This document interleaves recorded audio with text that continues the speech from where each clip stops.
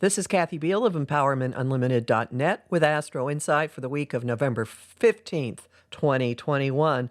Boy, so much going on this week, so much activity in the skies, and much of it is interwoven. So it's not that we're going to have influence 1, influence 2, influence 3, but one gigantic ball of energy pushing us toward endings, chapter closings, intense purging, letting go, switches flipping inside us, situations leaving, people leaving, desires suddenly ending, tasting something that's been your go-to comfort food and realizing in a second, ooh, I don't even like how this tastes anymore.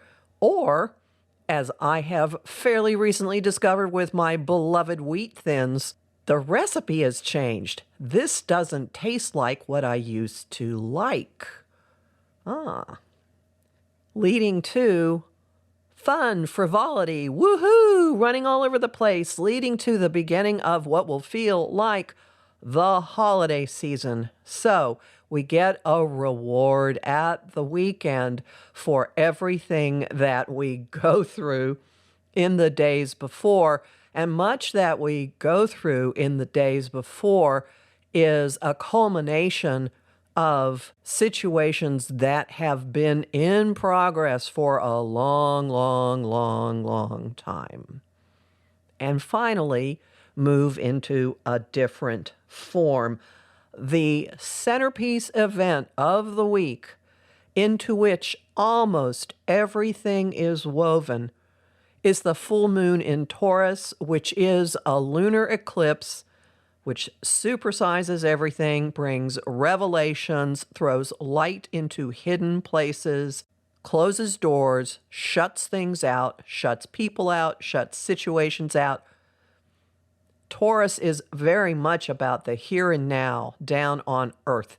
This is, for those of you who read mid-20th century children's books, this is Ferdinand the Bull territory. I just want to sit here under my cork tree and feel the warm air going around my ears and nibble the grass and the flowers, except the grass and the flowers don't taste right, the air isn't quite right, and we may find ourselves relocating, finding a new place to hunker down and chew on whatever life brings us. I once had a typo when I was writing the moon roundups for Astrology Hub of the Taurus full moo, left off the N. Donna Woodwell pointed it out to me, and we agreed it was utterly appropriate. Could be a lot of mooing going on very suddenly. There's a strong feeling of I want, because the sun starts the week in a challenging aspect to Jupiter, which basically just accelerates and enlarges our own sense of ourselves and what we want out of life. Since the sun is in Scorpio, this could also enlarge our terrors, fantasies, negative voices going on in our head. We do have the probability of making peace, making alliances with, finding a new way to deal with all that scary, hidden, secret stuff. There's a heightened sense of information coming from non-linear, non-material sources. So with a lot of energy in Scorpio and Mercury in an easy flow with Neptune, we could be highly intuitive. We could have lots of information, lots of hunches, dreams giving us information, people communicating telepathically through music, through strange coincidence, watching shows on some streaming platform or another that suddenly seem to have amazing meaning in your life. Certain songs cropping up that may not at first make sense for whatever reason. Depeche Mode's Personal Jesus is recurring in my life right now. Okay, did you know that there were 2 covers of it Johnny Cash and Marilyn Manson. Why do I need to know this? I don't know. See if Personal Jesus shows up for you this week for some reason. The point is, data is coming to us from completely non-rational sources through completely non-rational channels, all pouring into the first eclipse on the next cycle that will be with us for the next couple of years. On the axis that has to do with possessions and resources, whether you own them or possess them, whether you own/consume them or are possessed by them. Some of what happens this week is going to be instantaneous. Some of what happens this week is going to be the inevitable result of a process that you will be able to admit to yourself has been going on for a while. This is energy you can work with.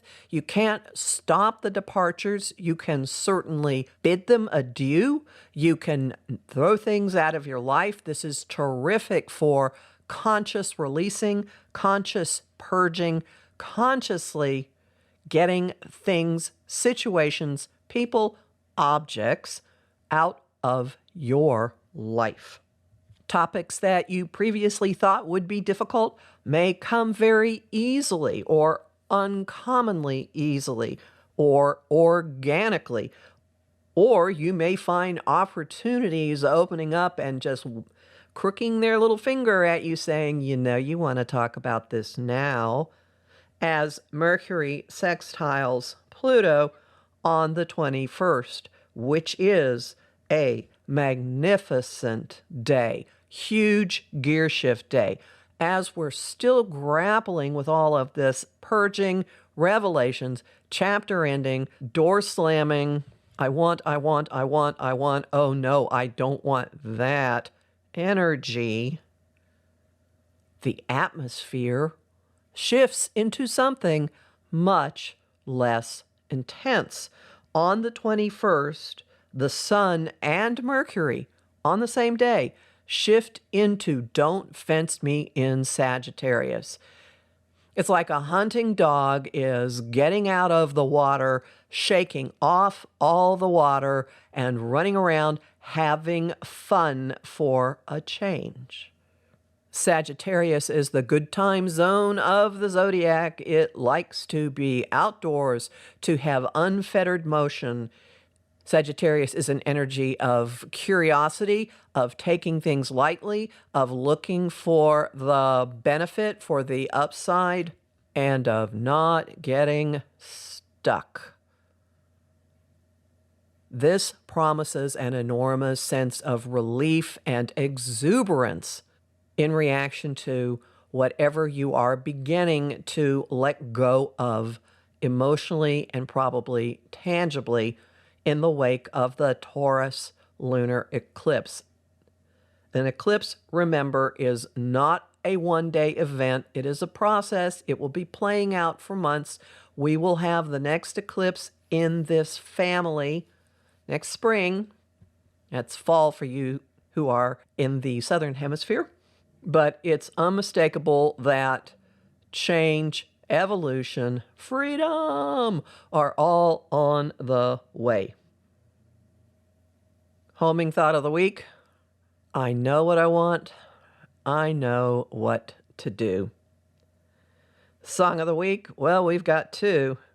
The Killing Moon by Echo and the Bunnyman is still playing until we get to the 21st. And then it shifts to Celebrate by Kool and the Gang. And the image of the week is a monkey sticking its hand in a jar that has a very narrow neck and finding a treat in the jar, grabbing it, and then facing a choice. If he wants to hang on to the treat, he has to exist with his hand in the jar. If he wants to take his hand out, he has to let go of the treat. What do you think he's going to choose? What do you think you're going to choose? You'll learn more about this in my forecast for the Taurus full moon lunar eclipse, which will be up at my site and on my YouTube channel on Monday. First thing, my site is empowermentunlimited.net, where you can sign up for my mailing list and book a session with me. I'm Kathy Biehl, a professional astrologer with more than 30 years' experience. I host the show Celestial Compass on Om Times Radio on the first and third Monday of every month at 5 p.m. Eastern, and on Monday, November 15th, I am thrilled that Susan Miller will be joining me to talk about 2022. I also host lively conversation on Facebook at Empowerment Unlimited in the group The Astro-Insight Lounge. I have lots of bonus content at patreon.com/Kathy Biehl, and I am really grateful to all you people who are supporting me there. The rest of you, you could keep this going with as little as $1 a month. I'm on Instagram at @KABiehl and on YouTube at the Professional Aquarian channel. Talk to you next week.